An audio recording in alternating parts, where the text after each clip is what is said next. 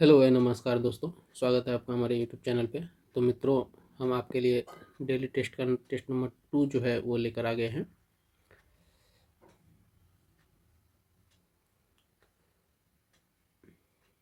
तो दोस्तों, आगे बढ़ने से पहले थोड़ा हम बता दें कि इस टेस्ट में भी आपको पॉलिटी का 12 प्रश्न मिल जाएगा पहले, ठीक है। इसके बाद हिस्ट्री का 12 प्रश्न मिल जाएगा और करंट अफेयर्स का 6 प्रश्न मिलेगा, ठीक है। टोटल 30 प्रश्न हुए। 30 प्रश्न का हम लोग डेली डिस्कशन करने का प्रॉमिस किया था, जो आज का हमारा ये दूसरा दिन है, ठीक है। चलिए शुरू करते हैं। उससे आगे बढ़ने से पहले आपसे अनुरोध है कि कृपया हमारे चैनल को अभी तक यदि सब्सक्राइब नहीं किए हैं आप, तो चैनल को सब्सक्राइब कर जरूर कर लीजिएगा।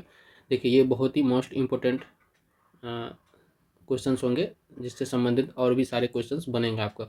30 क्वेश्चन कहने का मतलब है करीब 50 से 60 क्वेश्चन जो है आपके लिए करके लाते हैं, ठीक है। क्योंकि यहाँ जो है डिटेल एनालिसिस किया जाता है इस वीडियो में, ठीक है ना। चलिए आगे बढ़ते हैं। पहले जो हमारा करंट अफेयर्स का आज सेक्शन होगा, जिसमें 6 प्रश्न हम लोग करंट अफेयर्स का करेंगे।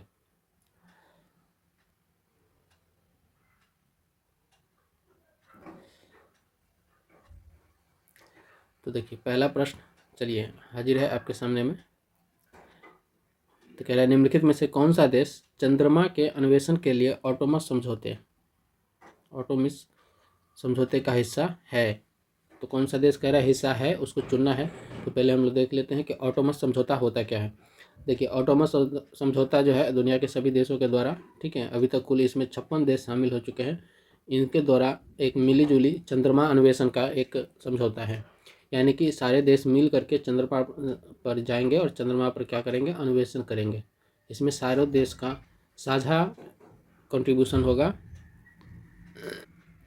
साझा योगदान होगा, ठीक है। तो उसके लिए जो है वो क्या किया गया है, एक समझौता किया गया है। तो कह रहा है कि इन चारों में से कौन से देश हैं जो समझौते में शामिल हैं। तो समझौते में जो शामिल देश हैं वो हैं भारत, जापान और ब्राज़ील, ठीक है। चीन अभी तक हस्ताक्षर नहीं किया। चीन ने कहा कि हम अकेले ही चंद्रमा पर जाएंगे, और उसने एक स्टेप कर भी लिया, वहाँ से मिट्टी ले आया है चीन का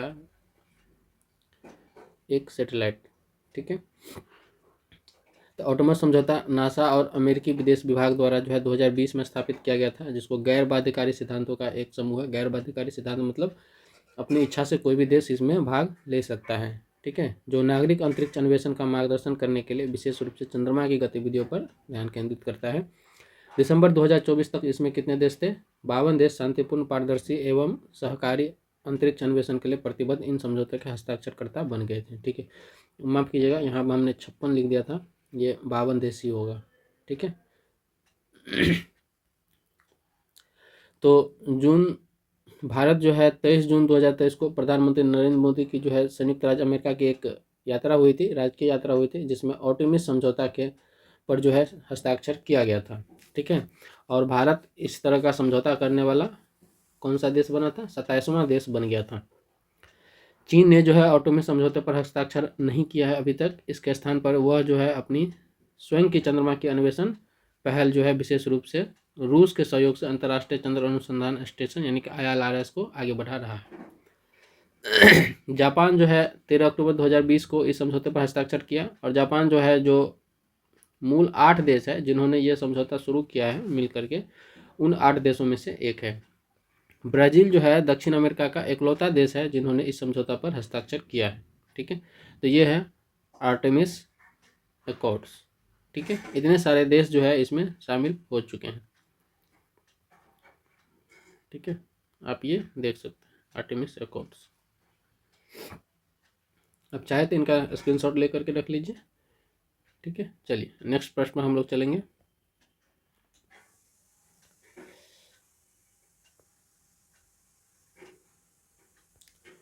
नेक्स्ट जो प्रश्न कह रहा है कि महिला आरक्षण अधिनियम 2023 के संबंध में क्या निम्नलिखित कथनों पर विचार करना है, ठीक है। तो इसको महिला आरक्षण अधिनियम 2023 को ठीक, चलिए। तो पहला कथन कह रहा है कि इसका उद्देश्य कुल लोकसभा सीटों में से 1/3 सीटें महिलाओं के लिए आरक्षित करना है। तो ये कथन सही है। आरक्षण राज्य विधानसभाओं पर भी लागू होता है, ये भी कथन क्या है, सही है। यह अधिनियम राष्ट्रीय राजधानी क्षेत्र दिल्ली की विधानसभा में महिलाओं के लिए सभी सीटों का 1/3 आरक्षित करता है, जिसमें SC ST के लिए आरक्षित सीटें भी शामिल होंगी। तो ये भी कथन सही है, इन तीनों ही कथन क्या है इसका सही है। ठीक है, जरा हम लोग देख लेते हैं महिला आरक्षण विधेयक 2023 जो अधिनियम पारित हुआ था, और इसे कौन सा संविधान संशोधन किया था, तो 128वां संविधान संशोधन किया था। ठीक है, ध्यान रखिएगा, यहाँ से भी पूछ सकता है कि 128वां संविधान संशोधन क्या है, तो ये महिला आरक्षण से संबंधित विधेयक 2023 पारित किया गया था इसी संशोधन के द्वारा। ठीक है, ये क्या करता है, तो जितने भी विधायी निकाय हैं भारत में, उनमें क्या करता है, महिलाओं की प्रतिनिधित्व को बढ़ाता है। विधायी निकाय स्थानीय स्तर पर नहीं, राज्य और केंद्र के स्तर पर। यह अधिनियम लोकसभा में, ठीक है, राज्यसभा की चर्चा यहाँ नहीं की है, लोकसभा में 33% जो है 33% आरक्षण को अनिवार्य करता है, जिससे संसद के निम्न सदन में अधिक से अधिक महिला भागीदारी को सुनिश्चित करता है। ठीक, यह अधिनियम राज्य स्तर पर महिलाओं के प्रतिनिधित्व को बढ़ावा देने के लिए राज्य विधानसभाओं में भी कितने, तो 33% विधेयक को आरक्षण प्रदान करता है। इस तरह के आरक्षण को लागू करने के लिए इन प्रावधानों को शामिल करने के लिए संविधान विशेष रूप से किसमें, तो अनुच्छेद 300A और 332A में संशोधन किया है। ठीक है, तो इसको याद रखिएगा, जो 128वां संविधान संशोधन किया गया है उनके तहत किस अनुच्छेद में किया गया है, तो 300A 330A और 332A में किया गया है।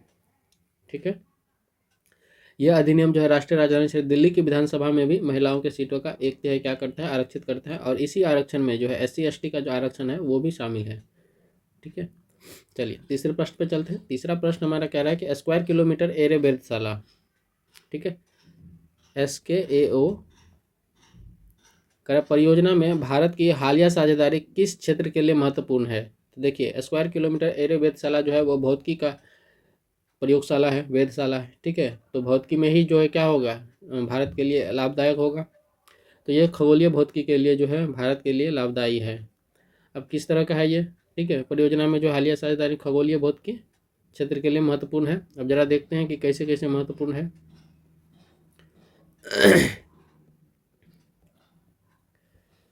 चलिए, कह रहे हैं SKO एक अंतर्राष्ट्रीय पहल है जिसका उद्देश्य विश्व के सबसे बड़े और सबसे संवेदनशील रेडियो टेलीस्कोप का निर्माण करना है। ठीक है, जिसे खगोल भौतिकी में अत्याधुनिक भौतिकी वैज्ञानिक उद्योगों की एक विस्तृत श्रृंखला को संबोधित करने के लिए डिजाइन किया गया। ठीक है, अब देखिए, रेडियो टेलीस्कोप का सबसे बड़ा रेडियो टेलीस्कोप का निर्माण करना है इसके द्वारा, और इसको जो स्थापित किया गया है वो है दक्षिण अफ्रीका में। ठीक है, स्थापित किया गया है, और जो स्थापित किया गया है एक कहाँ पर, ऑस्ट्रेलिया में। ठीक है, तो दक्षिण अफ्रीका और ऑस्ट्रेलिया में जो है इसको स्थापित किया गया है। ठीक है, और ये क्या करेगा, तो ये जो है खगोलीय पिंडों का अध्ययन करेगा, उनमें जैसे कि मिल्की वे है उनका भी अध्ययन करेगा ये, और भी ज़्यादा गहनता से अध्ययन करेगा। तो इसके लिए ये बनाया जाता है, ये रेडियो टेलीस्कोप का निर्माण करेगा। ठीक है ना, रेडियो टेलीस्कोप का निर्माण करेगा। ठीक है, दूरबीन संचालन के लिए आवश्यक महत्वपूर्ण सॉफ्टवेयर तत्वों का योगदान देता है। भारत जो है इसमें से सॉफ्टवेयर देता है दूरबीन के लिए। ठीक है, ठीक है, तो ये जो परियोजना है ये भारत के लिए भी एक महत्वपूर्ण परियोजना है। ठीक है, भारत कब साइन किया था इस पर, तो भारत ने जुलाई 2024 में इसको परिषद का सदस्य बनकर जो है अपनी प्रतिबद्धता को औपचारिक रूप दे दिया। ठीक है, तो हम बता चुके हैं कि ये दक्षिण अफ्रीका और ऑस्ट्रेलिया में स्थापित किया जा रहा है। ठीक है, ये दोनों जो है अलग अलग फ्रीक्वेंसी रेंज में काम करेगा, और इसका मुख्यालय जो है यूनाइटेड किंगडम के जोनल बैंक वेधशाला में स्थित है। ठीक है, यहाँ भी एक क्वेश्चन बनता है, इसका मुख्यालय कहाँ पे, तो ब्रिटेन के जोनल बैंक वेधशाला में स्थापित है।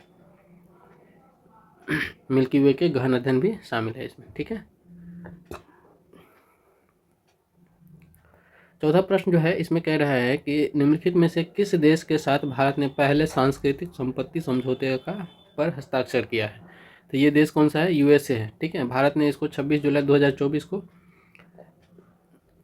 हस्ताक्षर किया है। इसमें क्या किया गया है कि जितने भी सांस्कृतिक चीज़ें होती हैं, जैसे कि नटराज का मूर्ति हो गया, या इस तरह की बहुत सारी जो चीज़ें हैं, जो वस्तुएं हैं जिनका अवैध जो है आयात निर्यात किया जाता है। ठीक है, फिल्मों में आप देखे होंगे कि प्राचीन मूर्तियों का स्मगलिंग किया जाता है। तो अवैध जो है आयात निर्यात को रोक लगाने के लिए, अवैध व्यापार को रोक लगाने के लिए, ठीक है, ये जो है समझौता किया गया है। ठीक है, तो संयुक्त राज्य अमेरिका में पुरावेशों की अवैध तस्करी को रोकना और मुकाबला करना है। ठीक है, CPA 1970 के यूनेस्को अभी समय के साथ जो है इसको संरक्षित किया गया था, मतलब इसको अमल में लाया गया था उस समय से। जो सांस्कृतिक संपत्ति के स्वामित्व के अवैध आयात निर्यात और हस्तांतरण को प्रतिबंधित करने और रोकने के साधनों पर दोनों राष्ट्र हस्ताक्षर करता है। ठीक है,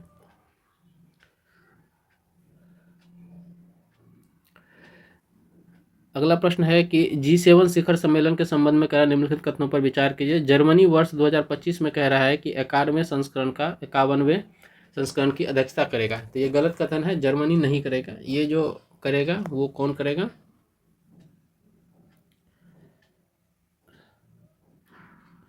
कनाडा करेगा। ठीक है, तो ये कौन करेगा? ये कनाडा करेगा। तो ये कथन गलत हो जाती है। ठीक है, और इटली से पदभार ग्रहण करेगा, तो ये सही है। इसका जो सेकेंड हाफ है वो सही है। फर्स्ट हाफ में क्या हो जाएगा? जर्मनी के जगह पर क्या हो जाएगा? कनाडा हो जाएगा। ठीक है, शिखर सम्मेलन में यूरोपीय संघ का प्रतिनिधित्व यूरोपीय परिषद और यूरोपीय आयोग के अध्यक्षों द्वारा किया जाता है, तो ये भी कथन सही है। ठीक है, जो G7 में 7 देश हैं वो करते हैं। इनमें जो एक यूरोपीय यूनियन है वो भी करता है, यानी कि यूरोपीय परिषद का जो अध्यक्ष होता है वो उनके द्वारा सम्मेलन किया जाता है, सम्मेलन में भाग लिया जाता है। ठीक है, तो केवल जो है 2 कथन सही है, तो बी इसका उत्तर हो जाएगा। अब जरा हम लोग देख लेते हैं इनका एनालिसिस। कह रहे G7 एक औपचारिक मंच है, ठीक है, जिसमें Italy, Canada, France, Germany, Japan, United kingdom और संयुक्त राज्य अमेरिका सहित उन्नत जो औद्योगिक अर्थव्यवस्थाएं हैं उसमें शामिल है। यूरोपीय संघ भी समूह में भाग लेता है, जिसका प्रतिनिधित्व यूरोपीय परिषद और यूरोपीय आयोग के अध्यक्षों द्वारा शिखर सम्मेलन में किया जाता है। ठीक है, कनाडा जो है वर्ष 2025 में G7 के 51वें संस्करण की अध्यक्षता संभालने के लिए तैयार है। इटली से वह पदभार ग्रहण करेगा। ठीक है, तो पहला कथन इसीलिए गलत हो गया था क्योंकि कनाडा जो है उसमें नहीं दिया था। अंतरिक्ष मैत्री मिशन के बारे में निम्नलिखित कथनों पर विचार करना है। तो कह रहा है यह अंतरिक्ष में एक उपग्रह लॉन्च करने के लिए ऑस्ट्रेलिया और भारत के बीच एक सहयोग है। तो ये कथन क्या है? सही है। ठीक है, उपग्रह को भारत के बृहद रॉकेट GSLV Mk3 द्वारा लॉन्च किया जाएगा। तो ये गलत कथन है, उसको SLLV के द्वारा जो है लॉन्च किया जाएगा। शॉर्ट रेंज का जो होता है, ठीक है, जो छोटे उपग्रहों को लॉन्च करने के लिए बनाया गया उपग्रह लॉन्च व्हीकल है SSLV, उसके द्वारा जो है वो लॉन्च किया जाएगा, न कि सबसे बड़का GSLV Mark 3 के द्वारा। तो दूसरा कथन गलत हो जाती है। ठीक है, मिशन का उद्देश्य पृथ्वी के चारों ओर जमा होने वाले अंतरिक्ष मलबे के बढ़ते मुद्दे से निपटना है। तो ये भी सही है। जो मलबा दिनों दिन पृथ्वी के चारों ओर जो है उनकी कक्षाओं में बैठ रही है, बढ़ रही है, उनको रोकना है। तो 1 और 3 इसमें सही है, तो इसका उत्तर हो जाएगा C। ठीक, जरा एनालिसिस देख लेते हैं। तो मैत्री जो है mission for Australia India technology research and innovation पहल जो है ऑस्ट्रेलिया और भारत के बीच अंतरिक्ष में एक उपग्रह लॉन्च करने के लिए एक सहयोगी प्रयास है। ठीक है, 450 किलोग्राम का वजनी जो है इसमें ऑस्ट्रेलिया का सबसे बृहद जो है उपग्रह ऑप्टिमस जो है लॉन्च किया जाएगा, जिसका वजन कितना है? 450 किलोग्राम जो है वजन है। भारत को उपग्रह को जो है भारत के नवीनतम एवं लघुतम रॉकेट जो है लघु उपग्रह प्रक्षेपण यान जो शॉर्ट सैटेलाइट लॉन्च व्हीकल है उसके द्वारा SSLV के द्वारा लॉन्च किया जाएगा, और ये 2026 में जो है वह प्रस्तावित है। ठीक है, तो दूसरा कथन इसीलिए गलत हो जाएगा।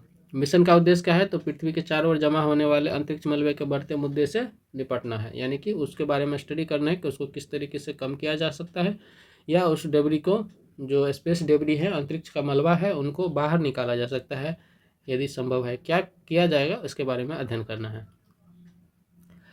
भारतीय नागरिकता से संबंधित 7वें प्रश्न में आते हैं। अब यहाँ से हमारा पॉलिटी शुरू हो रहा है। ठीक है, तो भारतीय नागरिकता से संबंधित निम्नलिखित प्रावधानों पर विचार कीजिए। भारतीय नागरिकता प्राकृतिकरण, पंजीकरण एवं वंशक्रम द्वारा प्राप्त की जा सकती है। तो ये कथन सही है। भारतीय नागरिकता जो है प्राकृतिकरण, देखिए नागरिकता भारत में 5 प्रकार से की जाती है, ठीक है। तो जो 1955 का नागरिकता अधिनियम है उसमें बताया गया है कि 5 प्रकार से भारत को जो है नागरिकता किसी भी व्यक्ति को मिल सकती है। वो 5 प्रकार कौन है? एक तो जन्म से है, कोई व्यक्ति जन्म ही लिया है और उसके माता पिता भारतीय हैं तो उनको क्या हो जाएगा? भारत का नागरिक माना जाएगा, यानी कि जन्म ही भारत में हुआ है और उनके खानदान भी जन्म में भी है, ठीक है। एक तो वंश से है, यानी कि माता पिता या दादा दादी भारतीय हैं और वो भारत में उनका जन्म हुआ है तो क्या हो जाएगा? उनका हो जाएगा, ठीक है, मतलब भारतीय नागरिक के रूप में उनका पंजीकरण हो जाएगा। पंजीकरण से मतलब कोई बाहरी देश के नागरिक हैं और वो चाहता है कि हम भारत में नागरिकता लें, तो उनको क्या करना होगा? कुछ दिन जो है पंजीकरण करने से पहले भारत में बिताना होगा। भारत में बिताने के बाद सशर्त जो है भारत में बिताने के बाद वो क्या करता है? अपने नागरिकता के लिए पंजीकरण करवा सकता है, ठीक है। एक है कि प्राकृतिकरण, ठीक है। प्राकृतिकरण का मतलब होता है कि कोई बाहर से आया और यहाँ पे काफ़ी दिनों तक रह गया, ठीक है, यानी कि 14 साल तक यहाँ पे यदि रह जाता है और इन 14 सालों में कम से कम 11 वर्ष वह भारत में बिताना चाहिए, ठीक है, तो उनका जो है वो नेचुरल तरीके से जो है वो क्या हो जाता है? यहाँ पर रहने के लिए वैध हो जाता है और नागरिकता लेने के लिए वह वैध हो जाता है, ठीक है। तो इतना हुआ। और एक है कि यदि किसी का जन्म जो है विदेशी नागरिक है लेकिन जन्म उसका भारत में हुआ है, ठीक है, और उनमें से किसी के एक के माता पिता भारतीय हैं, किसी एक माता पिता में से कोई एक यदि भारतीय हैं और जन्म भारत में होता है तो भी हो जाएगा। तो ये 5 तरीके जो है वो दिए गए हैं नागरिकता प्राप्त करने के, ठीक है।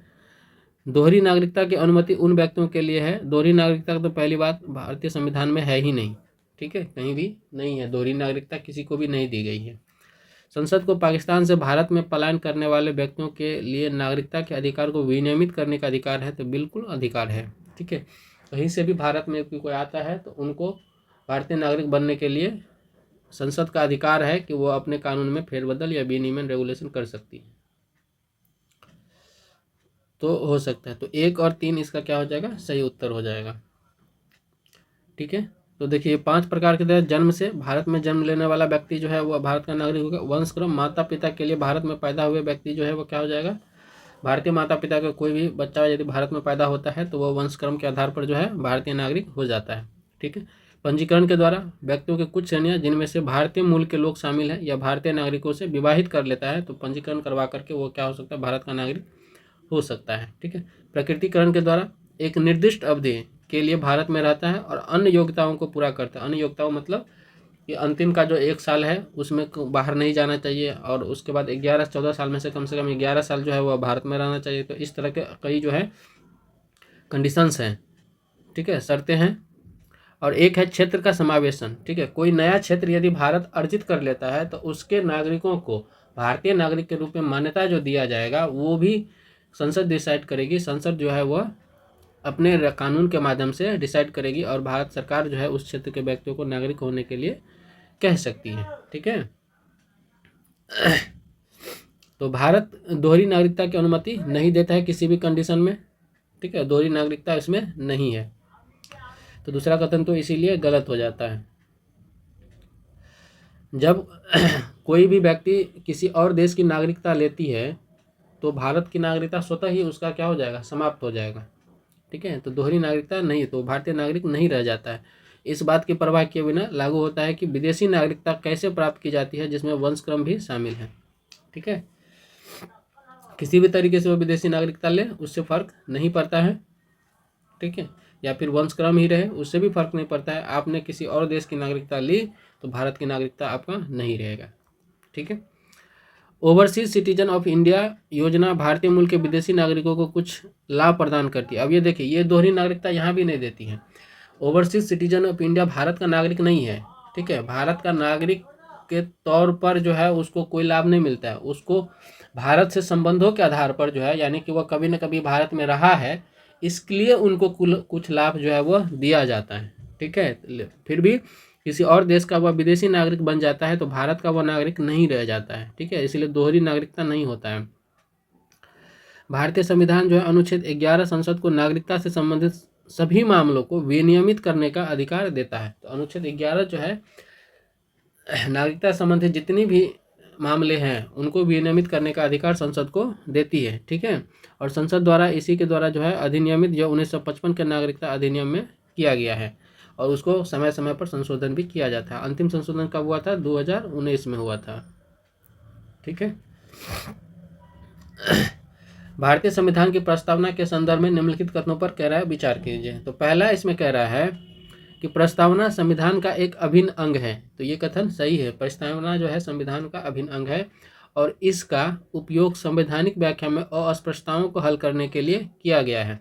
तो ये भी कथन क्या है? सही है। इसका जो उपयोग किया जाता है वह संविधान में यदि किसी भी अनुच्छेद की व्याख्या करना है तो संविधान की जो आत्मा है प्रस्तावना, उससे उसका दर्शन समझा जाता है कि उस अनुच्छेद का क्या अर्थ होगा। ठीक है, प्रस्तावना के आधार पर। तो ये भी कथन, पहला कथन क्या हो जाएगा? सही हो जाएगा। अब कह रहा है कि समाजवादी और धर्मनिरपेक्ष शब्द 1949 में अपनाई गई मूल प्रस्तावना का हिस्सा थे। तो नहीं, ये गलत है। मूल प्रस्तावना में जो शब्द था वह समाजवादी, धर्मनिरपेक्ष और अखंडता, ये 3 शब्द नहीं थे। ठीक है, ये 3 शब्द नहीं थे। इन तीनों शब्दों को कब जोड़ा गया है? तो 42वें संविधान संशोधन के द्वारा जोड़ा गया है। 42वां संविधान संशोधन के द्वारा जोड़ा गया है। ठीक है, 1976 में हुआ था ये 42वां संविधान संशोधन। तो दूसरा कथन गलत हो जाएगा, उत्तर हो जाएगा एक, केवल एक। जरा व्याख्या हम लोग देख लेते हैं। तो बेरूबारी यूनियन में कहा गया था कि संविधान जो है संविधान की प्रस्तावना जो है वह संविधान का हिस्सा नहीं है, लेकिन 1973 में जो है केशवानंद भारती मामले में जो है इस फैसले को पलट दिया गया और इसमें कहा गया कि संविधान के अभिन्न अंग के रूप में जो है प्रस्तावना है। ठीक है, और न्यायालय ने कहा कि इसका उपयोग जो है वह प्रस्तावना शक्ति या सीमाओं का स्रोत नहीं है, लेकिन यह जो संविधान के प्रावधानों को समझने और व्याख्या करने में महत्वपूर्ण भूमिका निभाती है। ठीक है, तो केशवानंद भारती मामला जो है बहुत ही इम्पोर्टेंट मामला है, इसको हमेशा याद रखने वाली चीज़ है। ठीक है, और बेरूबारी 1960 वाला मामला जो केस है उसमें कहा गया था कि संविधान प्रस्तावना जो है वो संविधान का हिस्सा नहीं। ठीक है, LIC ऑफ इंडिया में भी कहा गया था, 1995 में आया था कि संवैधानिक व्याख्या में प्रस्तावना पर महत्वपूर्ण जोर दिया गया है। ठीक है, यानी कि ये भी भाग है। 26 नवंबर 1949 को केवल इतने ही शब्द थे। कौन से? तो संप्रभु लोकतांत्रिक गणराज्य घोषित किया गया था। ठीक है, और संविधान सभा का मानना था कि लोकतांत्रिक गणराज्य में ही धर्मनिरपेक्षता और समाजवाद जो है वो क्या है? निहित है। ठीक है, हालांकि DPSP से पता चलता है समाजवाद का फॉर्म रूप। ठीक है, लेकिन संविधान सभा का मामला था कि इसमें निहित है। तो इसी को इलेबोरेट करके जो है वह 42वां संविधान संशोधन किया जाता है। उसमें समाजवाद, पंथ निरपेक्षता यानी कि धर्मनिरपेक्षता और अखंडता शब्द जो है वह जोड़ दिया जाता है। ठीक है, तो इसमें अखंडता का चर्चा नहीं किया गया, अखंडता भी जोड़ दिया जाता है। तो अब जो है वो क्या हो गया? कहते संप्रभु समाजवादी धर्मनिरपेक्ष लोकतांत्रिक गणराज्य के रूप में अब हो गया है। ठीक है, 9वें प्रश्न पे आते हैं। 9वां प्रश्न कह रहा है कि भारतीय संविधान की प्रमुख विशेषताओं के बारे में निम्नलिखित कथनों पर विचार करना है। यह अपनी संशोधन प्रक्रिया में नम्यता और अनम्यता का मिश्रण है। तो ये कथन क्या है? बिल्कुल सही है। यह जो है अपनी संशोधन प्रक्रिया में नम्य भी है, अनम्य भी है। नम्य का मतलब हो गया कि साधारण बहुमत से भी संविधान में संशोधन किया जा सकता है और विशेष बहुमत के आधार पर भी किया जा सकता है, जिसमें आधे राज्यों का समर्थन भी शामिल होता है।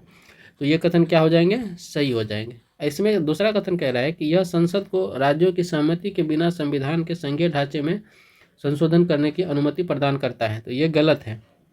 दूसरा कथन गलत हो जाता है क्योंकि संसद को राज्यों की सहमति के बिना कम से कम आधे राज्यों की सहमति अनिवार्य होती है। ठीक है, आधे राज्यों की सहमति अनिवार्य होती है। ठीक है, तो दूसरा कथन गलत हो जाता है। संघीय ढांचा का मतलब है संघ कोई स्ट्रक्चर में बदलाव कर रही है, यानी कि किसी राज्य का किसी भी ऐसी संस्था का बदलाव कर रही है तो उसमें कम से कम आधे राज्यों की सहमति अनिवार्य होती है। संविधान जो है वह गणतंत्रात्मक है। यह सुनिश्चित करता है कि राज्य का प्रमुख हमेशा एक निर्वाचित व्यक्ति होता है। ठीक है, तो ये कथन सही है। गणतंत्रात्मक का मतलब होता है, ठीक है, कि हेड ऑफ स्टेट जो है, यानी कि राज्य प्रमुख जो है, राज्याध्यक्ष जो है, ठीक है, वह क्या होना चाहिए, निर्वाचित व्यक्ति होना चाहिए, जो कि भारत में है। बल्कि ब्रिटेन में नहीं है, बल्कि ब्रिटेन में क्या चलता है, तो वंशानुक्रम चलता है, वंशगत चलता है। ठीक है, इसलिए ब्रिटेन में नहीं है। तो 1 और 3 इसका उत्तर हो जाएगा, बी इसका उत्तर सही है। तो भारतीय संविधान जो है नम्यता और अनम्यता के संयोजन के साथ एक अद्वितीय संशोधन प्रक्रिया रहता है। अनुच्छेद 368 के 2 प्रकार के संशोधनों की रूपरेखा दी गई है। एक तो साधारण बहुमत से, ठीक है, और एक विशेष बहुमत से। विशेष बहुमत में क्या होना चाहिए, उपस्थित और मतदान करने वालों के सदस्यों का 2/3 होना चाहिए। ठीक है, और संघीय प्रावधानों के लिए जो है कम से कम आधे राज्यों का ये अनुसमर्थन होना चाहिए, तभी आप संशोधन कर सकते हैं। तो ये अनम्यता हो गया, ये दृढ़ता हो गई, एकात्मक रूप इसमें झलकता है। ठीक है, तो यह मिश्रण जो है आवश्यक सुविधाओं की सुरक्षा करते हुए अनुकूलन क्षमता सुनिश्चित करता है। संघीय ढांचे में संशोधन जैसे कि राज्य की सीमाओं में परिवर्तन या संघ राज्यों को बदलना अनुच्छेद 368 के तहत कम से कम आधे राज्यों द्वारा अनुसमर्थन की आवश्यकता होती है। ठीक है, संघीय ढांचा मतलब जैसे कि राज्य की सीमाओं में परिवर्तन करना है या संघ राज्य के संबंध में कोई बदलाव लाना है, तो उसमें कम से कम आधे राज्यों का क्या चाहिए, अनुसमर्थन चाहिए। ठीक है, तो एक तरफा चरित्र को यह क्या करता है, बताता है। गणतंत्र, भारत एक गणतंत्र है, जिसका अर्थ है कि भारत का जो राज्य का प्रमुख है यानी कि राष्ट्रपति है, वो क्या होता है, एक निर्वाचक मंडल द्वारा चुनाव किया जाता है, चुनाव के तहत बनाया जाता है। ठीक है, निर्वाचित होता है, वंशानुगत नहीं है, तो इसीलिए क्या हो जाएगा, भारत गणतंत्र है। ठीक, संविधान के अनुच्छेद 3 इसमें कह रहा है, अनुच्छेद 3 के अधीन निम्नलिखित उपबंधों पर विचार कीजिए। तो संसद किसी भी राज्य का क्षेत्रफल में वृद्धि कर सकती है। तो अनुच्छेद 3 में कह रहा है कि संसद किसी भी राज्य के क्षेत्रफल में वृद्धि कर सकती है, तो बिल्कुल कर सकती है वृद्धि। ठीक है, उस राज्य की सीमाओं को परिवर्तित करने के लिए एक राज्य विधायिका की सहमति अनिवार्य है, नहीं है। जिस राज्य की सीमा में परिवर्तित किया जा रहा है उस राज्य की सहमति अनिवार्य नहीं है। हालांकि राष्ट्रपति चाहे तो क्या कर सकते हैं, उनके सहमति मांग सकता है, लेकिन सहमति मानना नहीं मानना बाध्यकारी नहीं होगा, वो राष्ट्रपति पर बाध्यकारी नहीं है या संसद पर बाध्यकारी नहीं है। तो ये कथन गलत हो जाएगा। यहाँ पे अनिवार्य शब्द है, तो अनिवार्य नहीं है। ठीक है, राज्यों के पुनर्गठन के लिए एक विधेयक के लिए राष्ट्रपति की पूर्व सिफारिश की आवश्यकता होती है। हाँ, यदि किसी भी राज्य का पुनर्गठन करना है तो उसमें सबसे पहले राष्ट्रपति की पूर्व सिफारिश चाहिए, तभी जो है विधेयक संसद में लाई जा सकती है। तो ये कथन सही है। ठीक है, 1 और 3 इसका सही उत्तर होगा। ठीक है, तो अनुच्छेद 3 संसद के नए राज्यों के गठन और मौजूदा राज्यों के क्षेत्रों की सीमाओं या नामों में परिवर्तन का अधिकार देता है। किसी भी राज्य का क्षेत्रफल वृद्धि इसमें शामिल है। राष्ट्रपति को अपने विचारों के लिए संबंधित राज्य की विधायिका के विधेयक को संदर्भित करना चाहिए, लेकिन सहमति बाध्यकारी नहीं है। ठीक है, तो ये ध्यान रखना है। विधायिका क्या कर सकती है, तो असहमत होने पर भी संसद जो है पुनर्गठन के साथ आगे बढ़ सकती है, यानी पुनर्गठन कर सकती है। अनुच्छेद 3 में कहा गया है कि किसी भी राज्य के क्षेत्र, सीमाओं या नाम को बदलने के लिए कोई विधेयक राष्ट्रपति की पूर्व सिफारिश के बिना संसद में प्रस्तुत नहीं किया जाएगा। ठीक है, यानी कि राष्ट्रपति की सिफारिश जरूरी है, मैंडेटरी है। 11 में कह रहा है कि भारत के विदेशी नागरिक ओसिया कार्ड धारक भारत में निम्नलिखित में से किस लाभ के लिए पात्र है।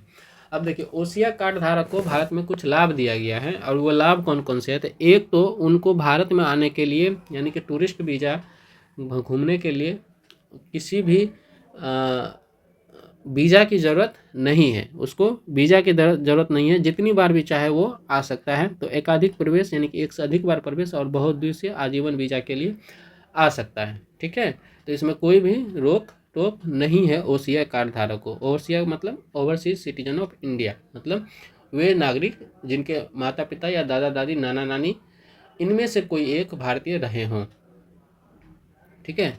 लेकिन वो कहाँ के नागरिक नहीं हो, तो पाकिस्तान, नेपाल, बांग्लादेश, भूटान, यहाँ के नागरिक वो नहीं होने चाहिए, ठीक है।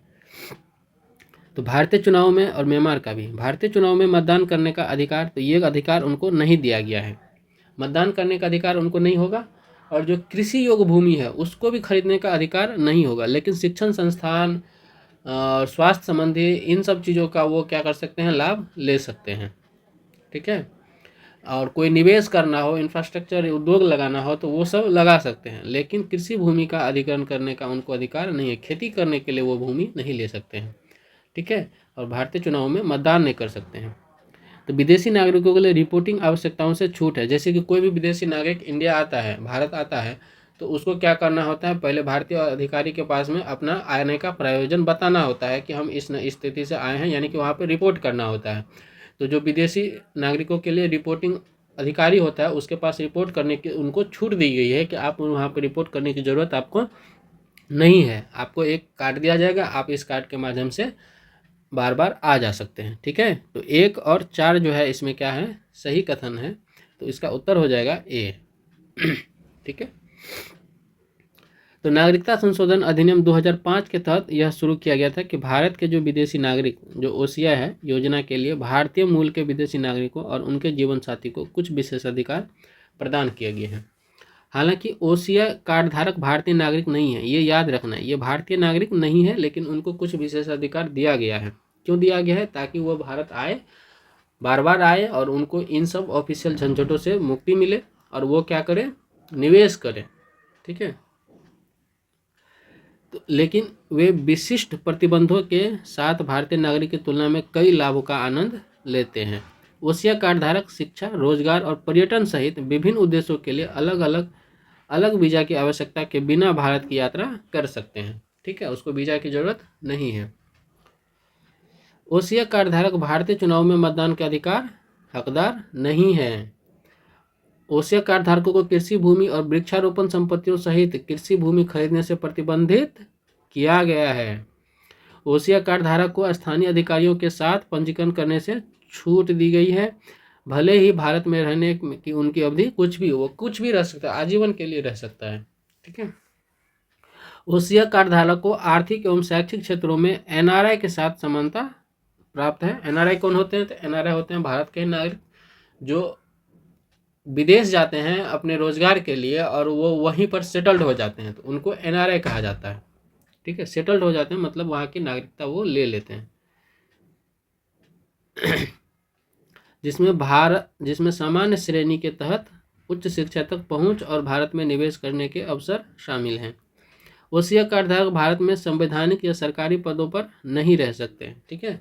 संवैधानिक या सरकारी पदों पर नहीं रहते, संवैधानिक मतलब राष्ट्रपति, ये सब नहीं बन सकते हैं, राष्ट्रपति, पीएम, संसद इलेक्शन नहीं लड़ सकते, क्योंकि मतदान ही नहीं कर सकता है, तो कोई भी राजनीतिक पद जो है उसके लिए नहीं होगा, ठीक है। चलिए 12वें प्रश्न पे चलते हैं। इसमें कह रहा है कि विधि द्वारा स्थापित प्रक्रिया कहाँ से ली गई है, तो ये गलत कथन है, जापान से। तो विधि द्वारा स्थापित प्रक्रिया जो है वह जापान से ली गई है, तो ये सही है, ठीक है। विधि द्वारा स्थापित प्रोसीजर एस्टेब्लिश्ड बाय लॉ, ये कहाँ से ली गई है, जापान से ली गई है। समवर्ती सूची जो है वो ऑस्ट्रेलिया से ली गई है, ये भी कथन सही है। विधि का शासन, rule of law, rule of law कह रहा है कि यूएसए से ली गई, नहीं ये गलत है। रूल ऑफ लॉ कहाँ से, तो यूके से, ब्रिटेन से ली गई है, ठीक है। संविधान के संशोधन की प्रक्रिया, तो संविधान के संशोधन की प्रक्रिया दक्षिण अफ्रीका से ली गई है, तो ये कथन क्या है, सही है। तो 3 कथन इसमें से सही हो गए, ठीक है। तो विधि द्वारा स्थापित प्रक्रिया जो है कि अवधारणा जापानी संविधान से उधार ली गई। और जापान कहाँ से लिया है, तो जापान जो है उसको लिया है कहाँ से, स्पेन से, ठीक है। अमेरिका में व्यापक कानून की उचित प्रक्रिया के ही समान है, ये अमेरिका के ही समान है की तुलना में न्यायपालिका का भूमिका थोड़ा सा सीमित कानूनी प्रक्रियाओं के पालन कर। अमेरिका में न्यायपालिका क्या है, पूर्णतः स्वतंत्र है। समवर्ती सूची जो उन विषयों को निर्दिष्ट करती है जिन पर संघ और राज्य विधानमंडल दोनों कानून बना सकते हैं, ऑस्ट्रेलियाई संविधान से प्रेरित हैं, ठीक है। विधि का शासन, कह रहा है विधि की शासन की अवधारणा ब्रिटिश कानूनी प्रणाली से ली गई है, न कि संयुक्त राज्य अमेरिका से। तो ये कथन क्या है, गलत हो गया था, ठीक है ना। संविधान सभा की विशेष बहुमत के माध्यम से कुछ प्रावधानों में संशोधन करने की जो विधि है वो कहाँ से ली गई है, तो वह दक्षिण अफ्रीका की संविधान से प्रभावित है, ठीक है। 13वां प्रश्न कह रहा है कि भारतीय संविधान के संबंध में निम्नलिखित कथनों पर विचार करना है। कह रहा है भारतीय संविधान द्वैध राज व्यवस्था प्रदान करता है और भारत इसके पाठ में संघ शब्द का स्पष्ट रूप से उपयोग किया गया है। नहीं, ये गलत है। संघ शब्द का स्पष्ट रूप से उपयोग नहीं किया गया है, तो ये गलत कथन हो जाएगा। भारतीय संविधान जो है द्वैध राज व्यवस्था प्रदान करता है, ये सही है। यानी कि राज्य स्तरीय, प्रांतीय स्तरीय और संघ स्तरीय यानी कि केंद्रीय स्तरीय दोनों की राज व्यवस्था अलग अलग है, तो ये प्रदान करता है। द्वैध तो है पर संघ का जो है स्पष्ट रूप से उपयोग नहीं किया गया है, ठीक है। राज्य के नीति निर्देशक सिद्धांत तो डीपीएसपी की अवधारणा आयरिश संविधान से प्रेरित है, ठीक है, और ये सिद्धांत कानून द्वारा लागू करने योग्य है, तो ये कथन सही है। माफ कीजिएगा, ऊपर हमने एक चीज़ आपको बता दी थी यहाँ पे कि विधि द्वारा स्थापित प्रक्रिया जो जापानी संविधान, जापान जो है स्पेन से लिया, नहीं, ये गलत है, ये जापान का अपना है, वो गलत हमने बता दिया था, माफ़ कीजिएगा, उसमें सुधार कर रहा हूँ मैं। तो ये जो आयरिश संविधान से ली गई है ना डीपीएसपी का सिद्धांत, ठीक है, शायद वो स्पेन से ली गई है, देख लेता हूँ मैं, इसमें कहीं पे चर्चा होनी चाहिए। भारतीय संविधान न्यायिक समीक्षा की अनुमति देता है, लेकिन यह विधायी कार्यों तक ही सीमित है, न कि कार्यकारिता। ये गलत कथन है। भारतीय संविधान में जो न्यायिक समीक्षा है वह हर जगह से कर सकती है, विधायी भी और कार्यकारी भी। तो इसमें तीनों ही कथन क्या, एक सेकेंड, इसमें कहा गया है, माफ़ कीजिएगा फिर से मैंने एक मिस्टेक कर दी, इसमें सिद्धांत जो है कानून द्वारा लागू करने योग्य है, ये गलत कथन है, ठीक है, ये गलत कथन हो जाएगा। ये कानून द्वारा लागू करने योग्य नहीं है, ये इन्फोर्सेबल नहीं होता है, ठीक है ना। तो तीनों ही कथन गलत हो गए, इसका उत्तर हो जाएगा डी। तो जबकि भारतीय संविधान केंद्र एवं राज्य सरकारों के साथ द्वैध राज व्यवस्था स्थापित करता है, संविधान में संघ शब्द का स्पष्ट रूप से उपयोग नहीं किया गया है, ठीक है। अनुच्छेद 1 जो है भारत को राज्यों का संघ के रूप में वर्णित करता है, जो राष्ट्र की एकता और अविभाज्यता पर जोर देता है, ठीक है। संविधान निर्माता ने जानबूझकर भारत को अर्धसंघीय ढांचे की अनूठी प्रवृत्ति को प्रतिबिंबित करने के लिए संघ शब्द का उल्लेख जो है नहीं किया है, ठीक है। डीपीएसपी की अवधारणा जो है वास्तव में आयरिश संविधान से प्रेरित है और ये लिया गया है स्पेन से, स्पेनिश संविधान से उधार लिया गया है, ठीक है। आयरिश जो है वो कहाँ से लिया था, स्पेन से लिया था, तो माफ़ कीजिएगा, वहाँ पे हमने पिछले प्रश्न में गलती कर दिया था। हालांकि डीपीएसपी कानून द्वारा जो है परिवर्तनीय नहीं है, ठीक है, अनुच्छेद 37 में दिया गया है ये, तो यहाँ भी गलत हो जाता है। वे सामाजिक आर्थिक कल्याण और न्याय प्राप्त करने के लिए राज्य के लिए केवल क्या है, दिशा निर्देश हैं। भारतीय न्यायपालिका के पास विधायी और कार्यकारी दोनों कार्यों पर न्यायिक समीक्षा की शक्ति विद्यमान है, ताकि यह सुनिश्चित किया जाए कि वे संविधान का अनुपालन करते हैं या नहीं, ठीक है। यह सिद्धांत अमेरिकी संविधान से लिया गया है और केशवानंद भारती 1973 जैसे मामलों से प्रबलित किया गया है, ठीक है। तो न्यायिक समीक्षा का अनुपालन जो है, न्यायिक समीक्षा कहाँ से लिया गया है, तो अमेरिकी संविधान से लिया गया है। भारतीय संविधान के कौन सी अनुसूची पूर्वोत्तर राज्यों के अलावा अन्य राज्यों में अनुसूचित क्षेत्रों और जनजातियों के प्रशासन और शासन से संबंधित है। तो अनुसूचित क्षेत्रों के अनुसूचित क्षेत्र जो है अनुसूची में कौन सी अनुसूची में दिया गया है, जो उनके प्रशासन से संबंधित है, तो प्रशासन से संबंधित अनुसूची 5 में दिया गया है। और 6ठी अनुसूची में दिया गया है उनकी स्वायत्तता से संबंधित, कि उनको कौन कौन सा ऑटोनोमस शक्ति प्राप्त होगी, तो उनके स्वायत्तता से संबंधित जो है वह दिया गया है 6ठी अनुसूची में। और 5वीं अनुसूची में उनके प्रशासन और शासन से संबंधित दिया गया है कि कौन कौन से क्षेत्र अनुसूचित क्षेत्र होंगे, उनका प्रशासन कौन चलाएगा, इनकी व्याख्या की गई है अनुसूची 5 में, ठीक है। तो 5वीं अनुसूची पूर्वोत्तर राज्यों के अलावा अन्य राज्यों में अनुसूचित क्षेत्रों और अनुसूचित जनजातियों के प्रशासन और शासन के लिए प्रदान करती है, ठीक है। यह अनुसूचित जनजातियों की अनूठी संस्कृति और परंपराओं के संरक्षण करते हुए उनके सामाजिक आर्थिक विकास को सुनिश्चित करने के उनके हितों की रक्षा के प्रावधानों की रूपरेखा तैयार करता है।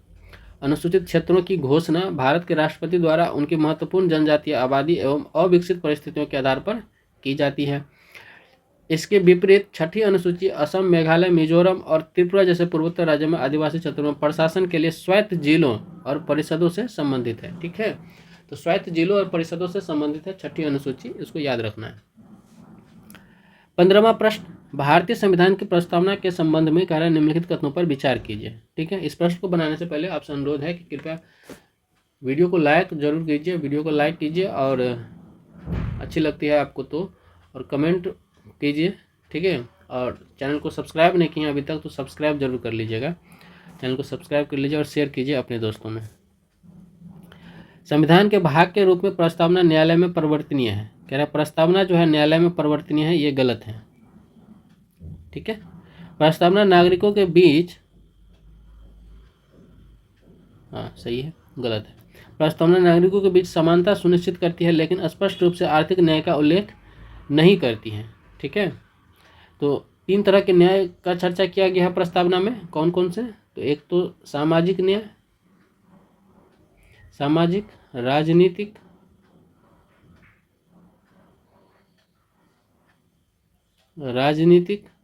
और कौन कौन सा एक न्याय का उल्लेख किया गया है? एक उल्लेख किया गया है आर्थिक।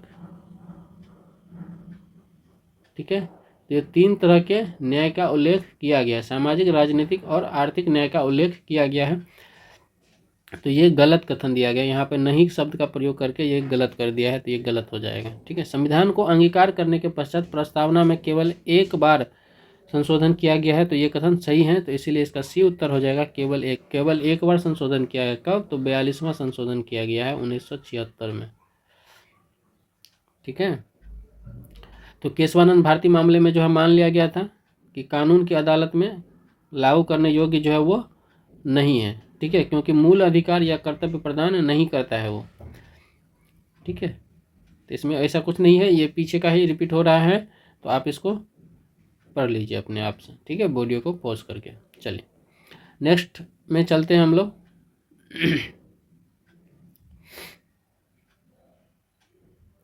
देखिए ये प्रश्न जो है अभी काफ़ी ज़्यादा इम्पोर्टेंट हो सकती है, क्योंकि एक जो है PIL दाखिल की गई थी सुप्रीम कोर्ट में इस समय, जो ये आपातकाल के दौरान जो है 42वें संविधान संशोधन हुआ था 1976, उनको रद्द कर दिया जाए। जो संविधान में की प्रस्तावना में ये 3 शब्द जोड़ा गया था, समाजवादी, धर्मनिरपेक्ष और अखंडता शब्द जोड़ा गया था, ये गलत है। ये गलत इसलिए है क्योंकि आपातकाल के दौरान ये इसको संशोधन करके डाला गया था, लेकिन न्यायालय ने जो है उसको क्या कर दिया है? खारिज कर दिया है, कहा कि इसमें कोई तर्क नहीं है, वो भले ही आपातकाल के दौरान लागू किया गया हो या संशोधन किया गया हो, लेकिन वो संविधान की मूल भावना है।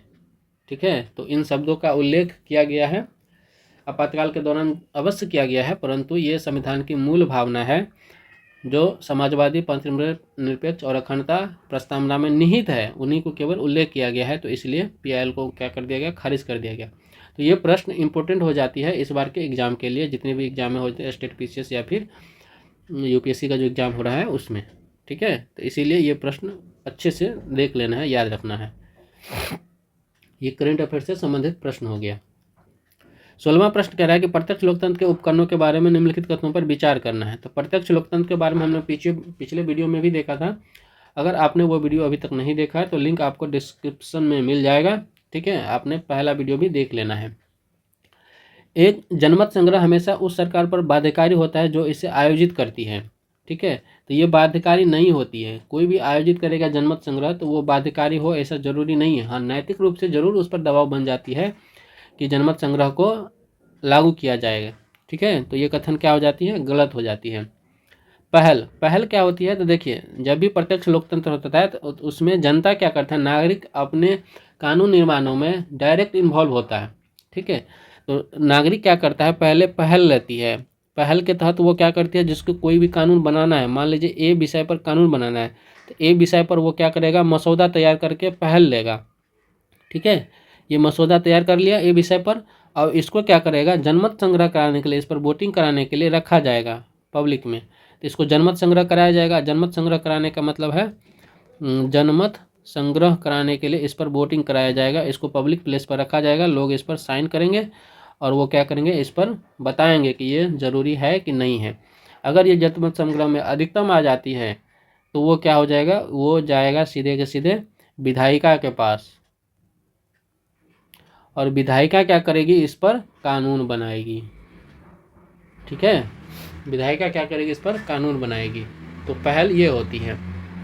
पहल में जनता विधायिका के बजाय नागरिकों द्वारा बनाए गए विधायी प्रस्ताव पर मतदान करती है। तो ये कथन क्या है, दूसरा कथन सही है। ठीक है, रिकॉल नागरिकों को निर्वाचित प्रतिनिधियों को हटाने की अनुमति प्रदान करता है, हालांकि इसकी शुरुआत केवल न्यायालय के आदेश से की जा सकती है। तो ये कथन गलत है। ठीक है ना, ये कथन गलत है, क्योंकि केवल न्यायालय के आदेश से ऐसा नहीं किया जाता। ठीक है, तो ये कथन तीसरा गलत, और पहला गलत, तीसरा गलत, और दूसरा क्या है, सही। ठीक है, तो केवल 2 जो है इसका उत्तर हो जाएगा। चलिए थोड़ा एक बार इनको भी देख लेते हैं। प्रत्यक्ष लोकतंत्र नागरिकों को निर्वाचित प्रतिनिधियों के बजाय निर्णय लेने की प्रक्रिया में प्रत्यक्ष रूप से भाग लेने की अनुमति प्रदान करता है। एक जनमत संग्रह या तो बाध्यकारी या गैर बाध्यकारी हो सकता है, जो कानूनी ढांचे और उद्देश्य पर निर्भर करता है जिसके लिए इसे आयोजित किया जाता है।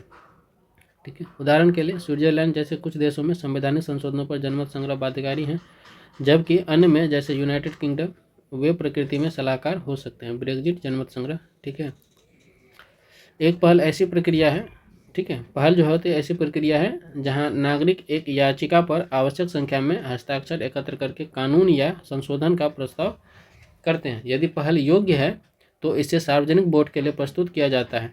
ठीक है, यह प्रक्रिया नागरिकों को प्रत्यक्ष रूप से कानून को प्रभावित करने का अधिकार देता है कि नागरिक डायरेक्ट इसमें क्या करते हैं, सीधे तौर पर इन्वॉल्व हो जाता है। नागरिकों द्वारा एक याचिका प्रक्रिया के माध्यम से रिकॉल शुरू किया जा सकता है। ठीक है, न कि अदालत के आदेश से। तो ये कथन क्या है, गलत है। ठीक है, जो पीछे दिया गया था। चलिए नेक्स्ट प्रश्न पे चलते हैं। इनमें थोड़ा सा और है कि एक बार अपर्याप्त यानी कि एक बार पर्याप्त संख्या में हस्ताक्षर एकत्र हो जाने के बाद यह तय करने के लिए चुनाव आयोजित किया जाता है कि अधिकारी को पद से हटाया जाना है या नहीं। जनमत संग्रह जो है किसी भी निश्चित मुद्दे पर, आमतौर पर राष्ट्रीय या राजनीतिक महत्व के मुद्दे पर, निवासियों द्वारा अपने विचार व्यक्त करने के लिए प्रत्यक्ष मतदान करता है। ठीक है, भारत में राज्यों के पुनर्गठन के से संबंधित जो है पर विचार करना है। धर आयोग ने भाषाई विचारों को खारिज करते हुए केवल प्रशासनिक सुधार, ठीक है, प्रशासनिक सुविधा के आधार पर राज्यों के पुनर्गठन की सिफारिश की थी। तो ये कथन सही है। जेबीपी समिति ने भारत में भाषाई राज्यों को तत्काल निर्माण का समर्थन दिया। नहीं, तत्काल नहीं दिया था।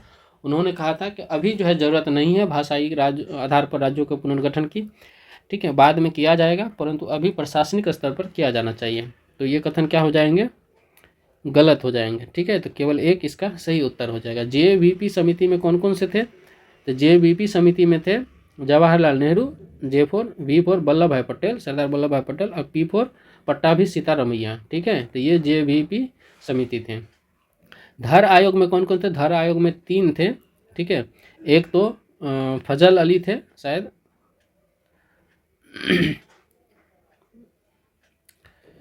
ठीक है, उसमें भी 3 लोग थे। एक न्यायाधीश थे, एक SK धर की अध्यक्षता में 1948 में स्थापित धर आयोग को भारतीय राज्यों के पुनर्गठन की व्यवहार्यता का अध्ययन करने का कार्यभार सौंपा गया था। निष्कर्ष ये निकला था, पुनर्गठन आर्थिक कार्य व्यवहार्यता, भौगोलिक विशेषता और प्रभावी शासन सहित प्रशासनिक सुविधा पर आधारित होना चाहिए। ठीक है, आयोग ने भाषाई कारकों को खारिज कर दिया, यह दावा करते हुए कि इस तरह के आधार से विभाजनकारी व्यवहार हो सकता है। ठीक है, ठीक है, तो इसके बाद जेबीपी समिति का जो है नहीं माना गया। जवाहरलाल नेहरू, वल्लभ भाई पटेल और पट्टाभी सीतारमैया जेबीपी समिति 1949 में गठन की गई, जिसमें भाषाई राज्यों की मांग को पुनः जांच करने के लिए किया गया था। ठीक है, समिति ने राष्ट्रीय एकता और संभाविता प्रशासनिक चुनौतियों पर चिंताओं का हवाला देते हुए उनके निर्माण में देरी की सिफारिश की। तत्काल नहीं किया जाएगा, बाद में किया जाएगा। 18वां प्रश्न कह रहा है, निम्नलिखित में से किस परिदृश्य के परिणाम स्वरूप नागरिकता अधिनियम 1955 की धारा 10 के तहत भारतीय नागरिकता से वंचित किया जा सकता है। तो धारा 10 के तहत भारतीय नागरिकता से वंचित किया जा सकता है। एक व्यक्ति ने गलत जानकारी के आधार पर यदि नागरिकता हासिल की है तो उसको भारतीय नागरिकता से बेदखल किया जा सकता है। ठीक है, एक प्राकृतिक रूप से नागरिक जो है भारत के साथ युद्ध में एक देश के साथ व्यापार करता है, तो उसको भी नागरिक जो है वो क्या कर सकता है, खारिज किया जा सकता है। कोई भी भारत का नागरिक है ठीक है। और वो किसी देश के साथ भारत का युद्ध चल रहा है और उस देश के साथ वो क्या करता है, व्यापार करता है, तो उसकी नागरिकता को ख़त्म कर दिया जाएगा। ठीक है। या गलत जानकारी के आधार पर कोई नागरिकता लिया है भारत का, तो उसकी भी नागरिकता खत्म कर दी जाएगी। ठीक है। एक व्यक्ति ने जन्म के माध्यम से भारतीय नागरिकता हासिल की लेकिन स्वेच्छा से दूसरे देश का नागरिक बन गया, तो ये नागरिकता उसका स्वतः खत्म तो हो जाएगा, लेकिन जो नागरिकता अधिनियम की धारा 10 है उसके तहत नहीं। चौथा प्रश्न कह रहा है कि पंक्ति कथन कह रहा है कि एक नागरिक ने अंतर्राष्ट्रीय मंच पर सरकार की नीति की आलोचना की है। ठीक है। तो कोई भी नागरिक सरकार की नीति की आलोचना करेगा तो उसकी नागरिकता खत्म नहीं होगी, चाहे वो अंतर्राष्ट्रीय मंच पर ही क्यों न करता हो। ठीक है। लेकिन ये कथन जो है इस सेंस में गलत है क्योंकि धारा 10 में इसका उल्लेख नहीं किया गया है। ठीक है। इसीलिए ये कथन क्या है, गलत है। तो 1 और 2 केवल क्या हो जाएंगे, सही हो जाएंगे। तो नागरिकता अधिनियम 1955 की धारा 10 के तहत जो है नागरिकता से वंचित करना केंद्र सरकार द्वारा उन व्यक्तियों के खिलाफ की गई एक विवेकाधीन कार्रवाई है जिनके आचरण या परिस्थितियां उन्हें भारतीय नागरिकता बनाए रखने के लिए अयोग्य बनाती हैं। ठीक है। धारा 10 जो है केंद्र सरकार को किसी व्यक्ति को भारतीय नागरिकता से वंचित करने का अधिकार देती है यदि वह साबित हो जाता है कि नागरिकता धोखाधड़ी, झूठे प्रतिनिधित्व या भौतिक तथ्यों को छिपाने के माध्यम से प्राप्त की गई थी। ठीक है।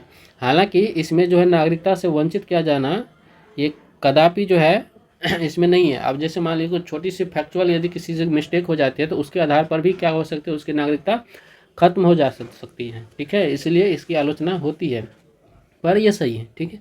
नागरिकता से वंचित किया जा सकता है यदि एक प्राकृतिक रूप से नागरिक, कोई भी भारत का नागरिक है और युद्ध के दौरान किसी दुश्मन देश के साथ क्या करता है, व्यापार करता है या सहयोग जैसी गतिविधियों में संलग्न होता है। ठीक है। क्योंकि वह भारत के प्रति विश्वासघात का गठन करता है, तो इसीलिए उसका नागरिकता क्या हो जाएगा, खत्म हो जाएगा। विदेशी नागरिकता के स्वैच्छिक अधिग्रहण के परिणाम स्वरूप धारा 9 के तहत नागरिकता की समाप्ति होती है, धारा 10 से के तहत वंचित नहीं। ठीक है। तो विदेशी नागरिक यदि कोई ले लेता है नागरिकता, भारतीय नागरिक कोई विदेशी नागरिकता ले लेता है तो उसका क्या हो जाएगा, भारत की नागरिकता खत्म हो जाएगी, लेकिन धारा 9 के तहत। ठीक है। धारा 10 के तहत नहीं। सरकारी नीतियों की केवल आलोचना, यहाँ तक कि अंतर्राष्ट्रीय प्लेटफॉर्मों पर भी हो, तो भारत की नागरिकता से वंचित उसको नहीं किया जाता है। इसमें भारत की संप्रभुता और अखंडता के खिलाफ गतिविधियां शामिल न हो। ठीक है। लेकिन यदि भारत के खिलाफ कोई संप्रभुता या अखंडता के खिलाफ यदि गतिविधियां शामिल होती है तो उसको नागरिकता खत्म कर दी जाती है। बंगाल में ब्रिटिश द्वारा आरंभ की गई अस्थाई बंदोबस्त, बंगाल में ब्रिटिश द्वारा आरंभ की गई, अब यहाँ से हिस्ट्री के जो है 12 प्रश्न वो शुरू होंगे। ठीक है। आरंभ की गई अस्थाई बंदोबस्त प्रणाली में सूर्यास्त कानून का उल्लेख है। तो सूर्यास्त कानून क्या था, तो सूर्यास्त कानून देखिए क्या था कि कॉर्नवालिस ने जो अस्थाई बंदोबस्त की थी तो उसमें जमींदारों को दिया था कि रैयतों से वो क्या करे, लगान वसूल करके और वो सरकार को पहुंचाए, कलेक्टर को। ठीक है। तो कलेक्टर के पास ऐसा नियम बनाया गया था कॉर्नवालिस के द्वारा कि जमींदार को मान लो किसी भी डेट अमुक तारीख को, मान लीजिए कि एक्स तारीख को डेट तय की गई है, तारीख तय की गई है, तो एक्स के सूर्यास्त तक यदि जमींदार क्या करता है, वह लगान नहीं पहुंचाता है कलेक्टर के पास, तो वो वहाँ क्या हो जाती है, उसकी जमींदारी जब्त हो जाती है। ठीक है। तो सूर्यास्त कानून का उल्लेख इस तरह से किया जाएगा।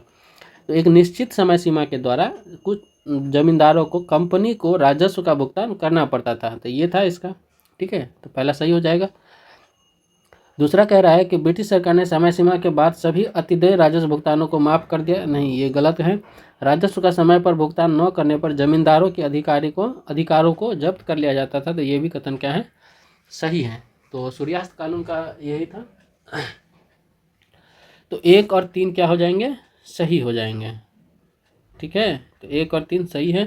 चौथा में क्या कह रहा है कि अस्थाई बंदोबस्त प्रणाली की समाप्ति के लिए सूर्यास्त की तारीख प्रदान की गई थी, नहीं, ये भी गलत है। ठीक है। तो हमने बता दिया कि 1793 में जो है लॉर्ड कॉर्नवालिस ने जो है ब्रिटिश द्वारा जो है अस्थाई बंदोबस्त प्रणाली लाया था जिसमें सूर्यास्त कानून का अनिवार्य था और जमींदार जो है एक विशेष समय सीमा तक निश्चित भूमि का राजस्व का भुगतान करना अनिवार्य बना दिया गया था। ठीक है। बाकी वही चीज़ है जो हमने आपको बताया है।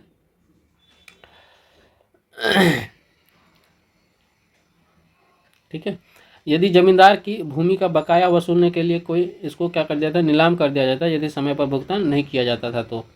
ठीक है। ईस्ट इंडिया कंपनी के लिए अनुशासन लागू करने और शीघ्र राजस्व संग्रहण सुनिश्चित करने के लिए डिजाइन किया किया गया था।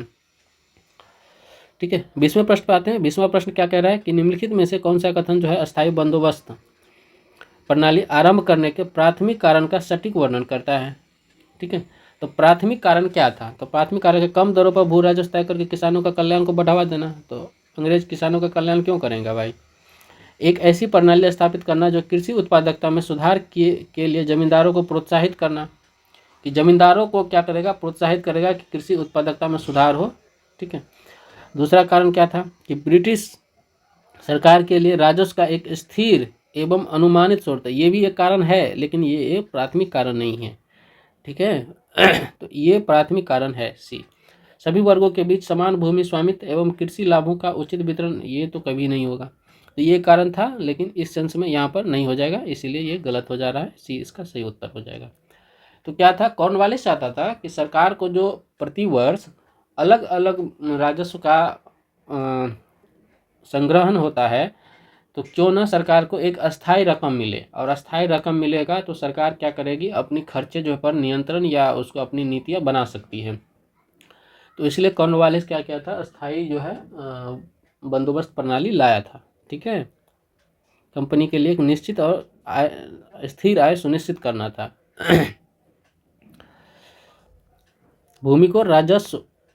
भूमि राजस्व को अस्थायी रूप से तय करके ब्रिटिश सरकार के राजस्व संग्रहण में अनिश्चितताओं को क्या करना था, समाप्त करने का लक्ष्य रखा था। ठीक है। जमींदारों ने क्या किया था कि किसानों को राजस्व एकत्र करने का काम सौंपा था जमींदारों को। ठीक है, किसानों से। तो किसानों का कल्याण या समान भूमि स्वामित्व प्राथमिकता नहीं है। ठीक है ना। चलिए, सारे हमने बता दिए हैं पीछे प्रश्नों पे, जब इलेबोरेट कर रहा था तभी वही चीज़ यहाँ पे बताया गया। 21वां प्रश्न पे चलते हैं। इसमें क्या, निम्नलिखित में से कौन से बंगाल में अस्थायी बंदोबस्त प्रणाली के अनपेक्षित परिणाम थे। ठीक है, मतलब जो उपेक्षा नहीं की गई थी उसका कौन परिणाम, ऐसा परिणाम था जिसकी उपेक्षा नहीं की गई थी, अपेक्षा नहीं की गई थी उपेक्षा नहीं, अपेक्षा। ठीक है। तो कह रहा व्यापक ग्रामीण ऋणग्रस्तता और किसानों की उपेक्षित होना। किसान उस पर क्या करेंगे, हार जाएंगे, यानी कि अकालिक बहुत सारे अकाल आने लगे थे। ठीक है। तो ये नहीं माना था, ये उस समय अंदाजा नहीं लगाया गया था। कृषि प्रथाओं या उत्पादकता में सुधार के लिए जमींदारों के लिए हतोत्साहित करना। जमींदार जो है उस पर जो है नहीं इन्वेस्ट किया, केवल लगान वसूला।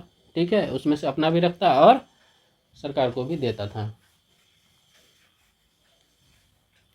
तो ये भी नहीं अनपेक्षित था, अपेक्षित था, अनअपेक्षित था। ठीक है। उच्च करारोपण तथा जमींदारों द्वारा शोषण के कारण छोटे किसानों का भूमि क्या हो गया, लोप हो गया। तो ये तीनों ही कारण क्या हो जाए, सही हो जाएगा। ये अस्थायी बंदोबस्त प्रणाली के कुछ क्या थे, परिणाम थे। ठीक है, जो परिणाम की अपेक्षा नहीं की गई थी कॉर्नवालिस के द्वारा।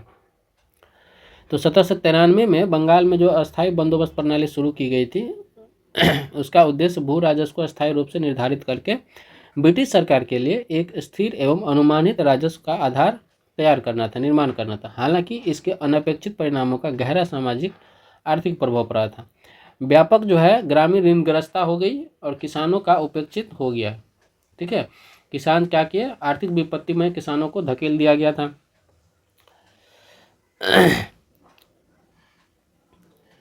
कई छोटे किसान जो है अपनी आजीविका के लिए साधन को खो दिया और व्यापक ग्रामीण जो है बहुत सारे ग्रामीण जो है वह निर्धन हो गए। कृषि सुधार के लिए हतोत्साहन किया गया। ठीक है, जमींदार जो है कृषि सुधार के लिए आवश्यक कदम नहीं उठाया। कृषि पद्धतियों में निष्क्रियता आ गई। ठीक है, यानी कि बंगाल में जो है कृषि अर्थव्यवस्था जो है अविकसित रही, ज़्यादा विकसित नहीं हो पाई।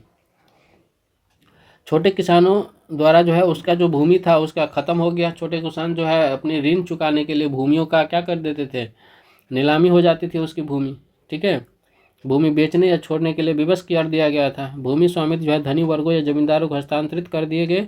इससे ग्रामीण आबादी क्या हो गई कि भूमिहीन हो गई।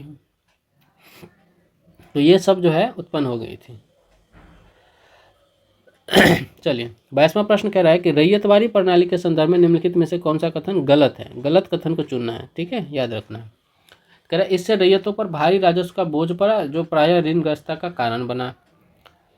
रैयतों को भू स्वामित्व अधिकार प्रदान किए गए और उन्हें राजस्व का भुगतान करने के लिए उत्तरदायी बनाया गया, ठीक है, तो ये भी सही था। इसने कृषि सुधारों में निवेश करने के लिए रैयतों को महत्वपूर्ण प्रोत्साहन प्रदान किए। यह प्रणाली ब्रिटिश शासन के दौरान थॉमस मुनरो और अलेक्जेंडर रीड के द्वारा शुरू की थी। यह भी सही है। ये गलत कथन है लेकिन यही हमारा आंसर हो जाएगा, ठीक है। तो चूंकि रैयतों से काफ़ी ज़्यादा मात्रा में जो है लगान वसूला जाता था, सारे के सारे लगान ले ही लिए जाते लगभग, तो इसीलिए रैयत क्या किया, उसमें कृषि सुधार में कोई भी निवेश नहीं कर पाया, ठीक है। तो रैयतवारी प्रथा जो लाए थे उसमें ज़मीन को क्या करना था, खरीद बिक्री के योग्य बना दिया गया था, ठीक है। तो खरीद बिक्री के योग्य जब ज़मीन को बना दिया जाता है तो ज़मीन क्या करता है, लोग खरीदता है और बेचता है, ठीक है, और ज़मीन पर कर्ज भी ले सकता है। तो इस तरीके से कर्ज ले लेकर जो है नकदी फसलों को उपजाता था और ज़मींदार क्या करता था, और जो व्यापारी होता था, साहूकार होता था, उसको अधिक ऋण दर में जो है ऋण देता था और इससे क्या होता था, उसका ऋण नहीं चुकता था और ठीक है, और सस्ते कीमत पर माल खरीद लेता था उससे।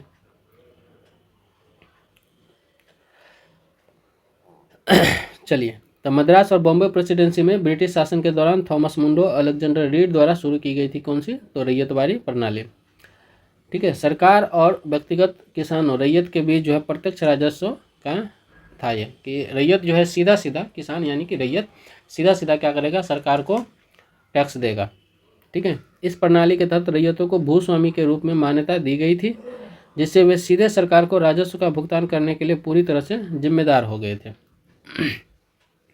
हालांकि इस बंदोबस्त ने कृषि सुधारों हेतु महत्वपूर्ण प्रोत्साहन प्रदान नहीं किया था, ठीक है। राजस्व की मांग आमतौर पर उच्च थी, भूमि की कथित उत्पादकता पर आधारित थी, जो प्रायः बेहतर कृषि प्रथाओं में निवेश के लिए बहुत निम्न अधिशेष छोड़ती थी।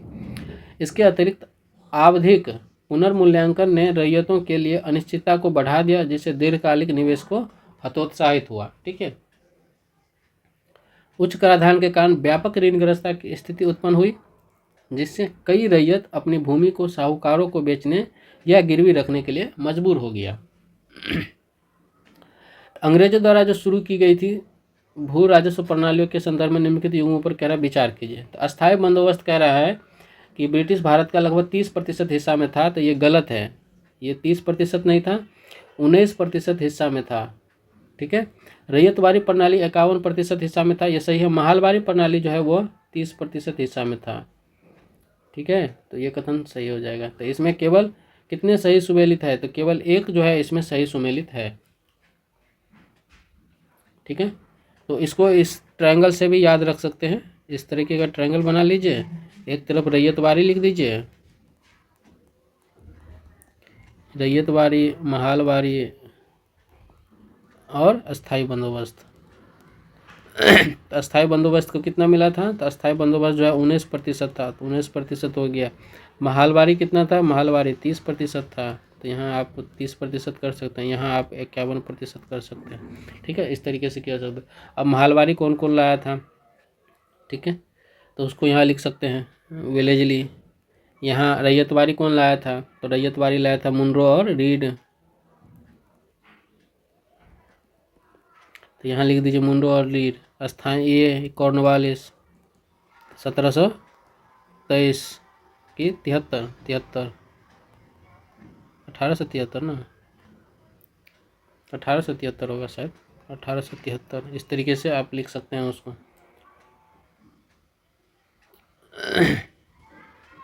1873 था कि 1773 था, 1773 होगा शायद। अच्छा डाटा देख लीजिएगा कितना कब है, मैं भूल रहा हूँ। 1793 में कॉर्नवालिस द्वारा लाया गया था, ठीक है, तो इसको 1793 कर सकते हैं आप। तो इस तरीके से आप एक शॉर्ट नोट्स इस पर बना सकते हैं। कॉर्नवालिस द्वारा बंगाल, बिहार और उड़ीसा में शुरू किए गए स्तंभरारी बंदोबस्त ने अस्थायी भू राजस्व को निर्धारित करने के लिए जमींदारों के लिए मदद जरूरत है। इसमें 19%, ठीक है। मद्रास और बॉम्बे प्रेसिडेंसी में शुरू किया गया था कौन सा, तो रैयतवारी प्रणाली, और ये 51% था, ठीक है। इस व्यवस्था में उन्हें स्वामी का जमींदार तो बनाते थे, लेकिन उन्हें उच्च कर का बोझ का सामना करना पड़ता था, जिससे प्रायः व्यापक ऋणग्रस्तता और संकट की स्थिति उत्पन्न हो जाती थी। ठीक, चलिए अब कौन बचा, महलवारी। तो पंजाब, अवध और मध्य प्रांत में शुरू की गई थी कौन सी, तो महलवारी। ठीक है, इसमें लगभग 30% हिस्से को कवर किया था। महलवारी में क्या था, महलवारी में क्या था कि जो गांव का मुखिया होता था, प्रधान होता था, उसको महाल कहा जाता था। ठीक है, तो उसको दे दिया था कि आप क्या करिए, रैयत से वसूलिए, रैयत से ये टैक्स वसूलेगा, रैयत महाल को देगा, या इसी को जमींदार भी बोल सकते हैं हम, जो अस्थाई बंदोबस्त में था उस तरीके से। और ये क्या करेगा, सामूहिक होगा, खेती सिर्फ क्या क्या होगा, महाल की होगी, जमीन महाल की होगी, जमीन किसी गांव का होगा, पूरे के पूरे समुदाय का होगा। जमीन किसका होगा, समुदाय का होगा, रैयत का नहीं होगा। बाकी में जमीन रैयत का होता था। ठीक है, तो रैयत क्या करेगा, समुदाय को देगा कर, और समुदाय क्या करेगा, कलेक्टर को देगा, यानी कि सरकार को देगा।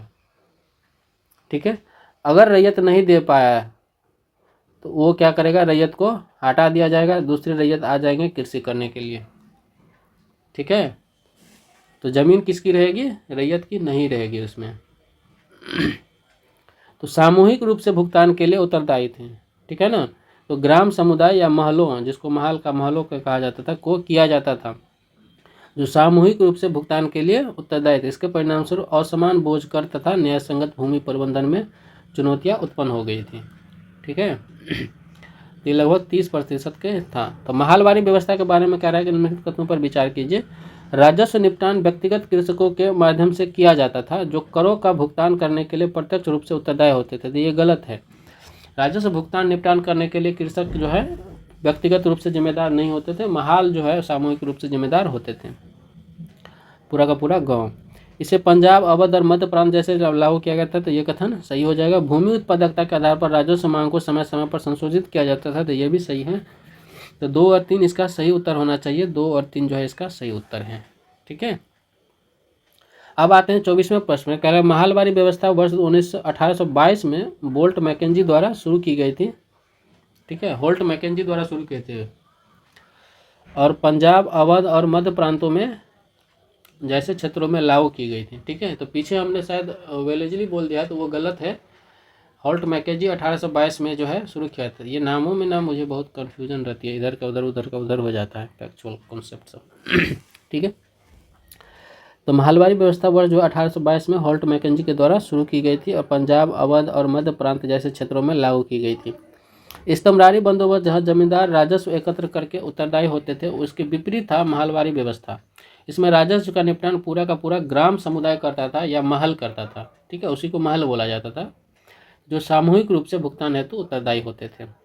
राजस्व मांग जो है अस्थायी रूप से निर्धारित नहीं की गई थी, लेकिन समय समय पर इस क्षेत्र में भूमि उत्पादकता तथा कृषि उत्पादन के मूल्यांकन के आधार पर समायोजित की जाती थी। ठीक है, इसने अंग्रेजों को बदलती आर्थिक और कृषि नीतियों को प्रतिबिंबित करने के लिए अपने राजस्व संग्रह को समायोजित करने की अनुमति दी थी। चलिए 25वें प्रश्न में चलते हैं। इसमें क्या निम्नलिखित में से कौन सा भारत में ब्रिटिश भू राजस्व नीतियों का एक महत्वपूर्ण आर्थिक प्रभाव था? तो जमींदारों द्वारा कृषि में बड़े पैमाने पर निवेश को प्रोत्साहन, ये तो कभी नहीं दिया गया। ग्रामीण निर्धनता के कारण परंपरागत उद्योगों का पतन, तो ये होगा। लघु किसानों और जोत धारकों के बीच भू स्वामित्व में वृद्धि, नहीं होगा। पुनर्अनुमेय राजस्व प्रणालियों के माध्यम से कृषि उत्पादन का स्थिरीकरण, ये भी नहीं होगा। ठीक है, तो इसका उत्तर हो जाएगा बी। कह रहा है ब्रिटिश भू राजस्व नीति का एक महत्वपूर्ण आर्थिक प्रभाव था, आर्थिक प्रभाव। ठीक है, याद रखना है। तो आर्थिक प्रभाव क्या है, ग्रामीण निर्धनता जो है बढ़ गई, जिसके कारण जो पारंपरिक उद्योग थे उसका पतन हो गया। तो भू स्वामित्व में जो है जो धारकों के बीच नहीं बढ़ी थी, भू स्वामित्व कम हो गया था, क्योंकि लगान सही समय पर नहीं चुकाने पर उनकी जमीनें क्या कर दी थी, नीलाम कर दी जाती थी। ठीक है, तो भूमि राजस्व नीतियाँ जैसे कि अस्थायी बंदोबस्त, रैयतवारी और महलवारी व्यवस्था राजस्व निष्कर्षण को अधिकतम करने पर केंद्रित थी। इनमें भारी करारोपण तथा कठोर संग्रह की विधियाँ अपनाई गई, जिससे किसानों के लिए गंभीर कठिनाइयाँ उत्पन्न हुई। परिणामी ग्रामीण निर्धनता ने कृषि आबादी की क्रय शक्ति को क्या कर दिया था, बहुत कम कर दिया था। आय में गिरावट हुआ, माल विशेष रूप से हस्तनिर्मित वस्त्रों और शिल्प की मांग में कमी आई। जिससे पारंपरिक उद्योगों का क्या हो गया, पतन हो गया। आर्थिक रूप से सस्ते, अतिरिक्त सस्ते मशीन निर्मित ब्रिटिश सामान जो है का आयात बढ़ गया। इससे क्या हो गया कि जिसने गिरावट को और जो है बढ़ा दिया था। स्थानीय मांग की कमी के कारण जो है पहले से ही संघर्षरत कारीगर और बुनकर जो है ब्रिटिश औद्योगिक उत्पादों के साथ प्रतिस्पर्धा करना असंभव हो गया था। ठीक है, तो व्यापक ऋणग्रस्तता हो गई और गरीबी का जो है दुष्चक्र उत्पन्न हुआ।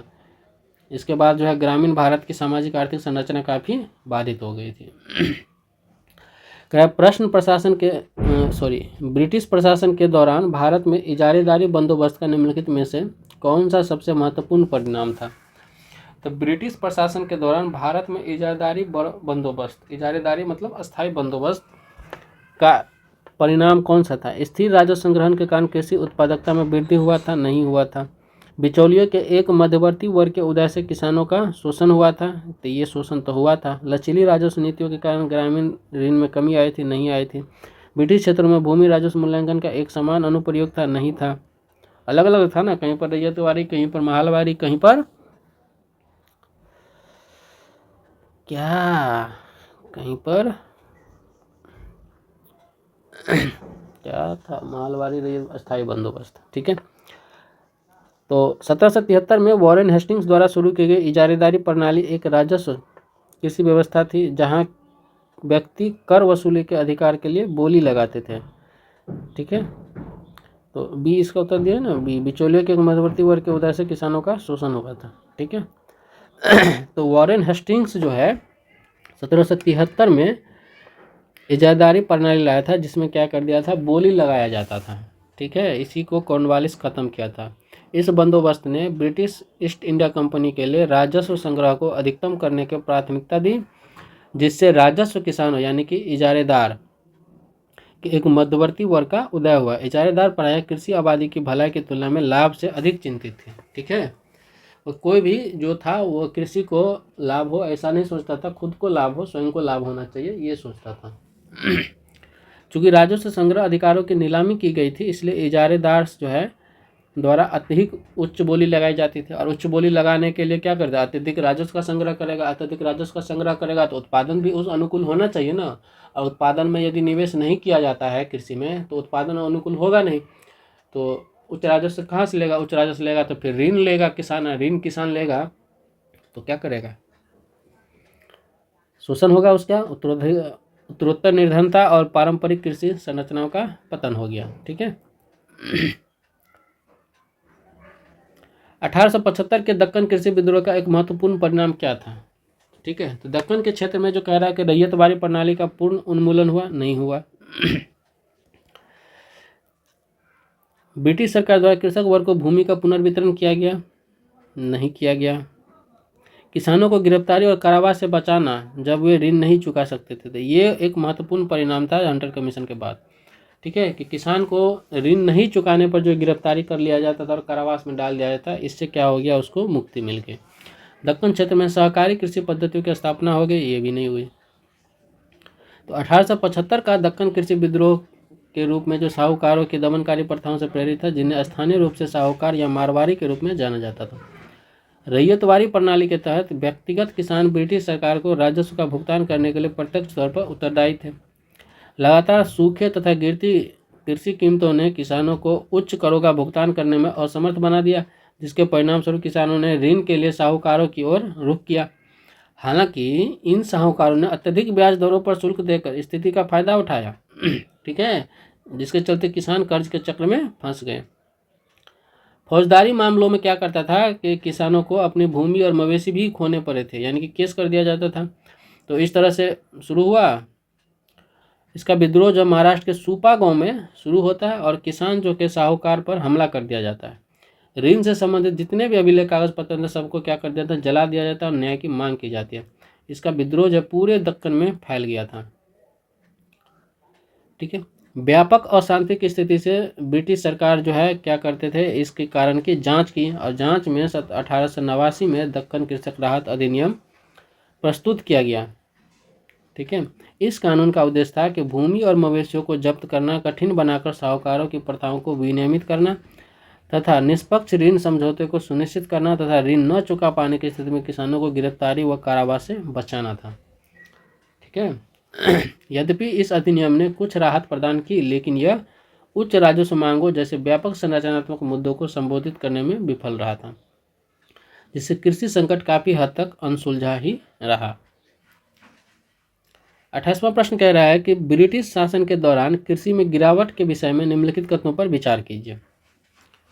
तो ब्रिटिश शासन के द्वारा कृषि में गिरावट आया था, तो किसानों को नील, कपास, अफीम और जूट जैसी नकदी फसलें उगाने के लिए विवश किया गया, तो ये कथन सही है। अकाल को रोकने के लिए ब्रिटिश शासन के दौरान खाद्य फसलों की खेती में काफ़ी विस्तार किया गया, नहीं किया गया। उच्च करारोपण के कारण भारतीय किसान कृषि सुधार में निवेश करने में असमर्थ थे, तो ये भी सही है। 1 और 3 सही उसका उत्तर होगा। ठीक है, तो इस कारण से गलत था। सेम है, सेम कारण है, कारण आप जानते हैं, सिर्फ अलग अलग प्रश्न है ताकि आपका क्लैरिटी आ सके कॉन्सेप्ट में। ठीक है, आप इसको पढ़ लीजिए।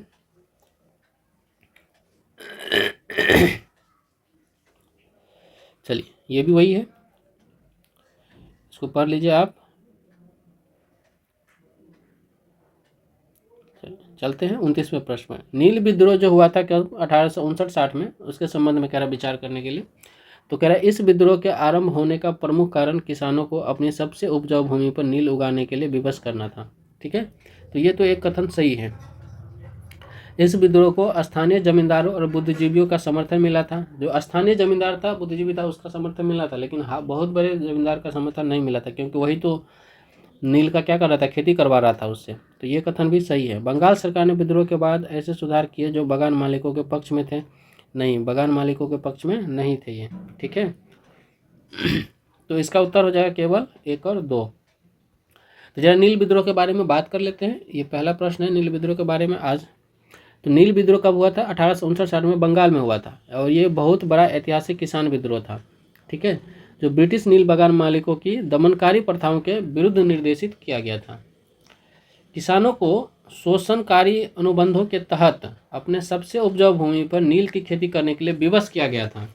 ठीक है, इसके बदले में अल्प मुआवजे की पेशकश की गई, मुआवजा भी कम दिया जा रहा था। नील की खेती करने से क्या होती है कि बहुत ज़्यादा श्रम का लगता है, और किसानों को निर्धन बनाती है। श्रम भी गहन लगती है, पैसा लगता है।